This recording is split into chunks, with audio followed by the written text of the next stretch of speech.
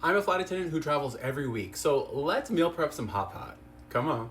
I'm gonna be meal prepping my hot pot in these small soup containers so that I can add what I want later when I'm on the road. I'm gonna show you one and then I'll do the rest. Napa cabbage. Beef chuck rolls. Make sure you really stuff it in there because we definitely want the protein. These are sliced rice cake. They use them in soup a lot. Just a few in here. Some shredded carrot, just a little bit for flavor and color. Some green onion. Add some cheese tapoke to some of these to kind of switch it up. So this made 8 meal preps. Now what I'm going to do is I'm going to fill them each most of the way with this beef bone flavored soup.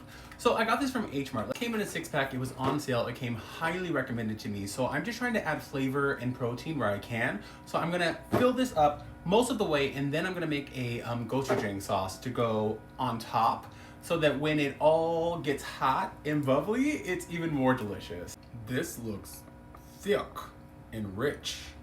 Wow. It's like a very thick, white. You don't need to fill them completely because you can add water when you're going to cook it. You're really just trying to make it like a block of ice so that it comes out all in one solid hot pot. That took 4 of those packs and they are relatively full. For my gochujang sauce, that is totally up to you. For your specifications, your flavor profile, but I'm just gonna use gochujang, I'm gonna use rice wine vinegar, mirin, sesame oil, soy sauce, some chili oil, some ginger, and some garlic powder. Oh, and some brown sugar. This is Splenda brown sugar, but use whatever you want. We're not stressing. I'm gonna mix this all together and I'm gonna show you. Some green onions in my sauce as well. Even though we did put some in the top of the soup, I think it needs it.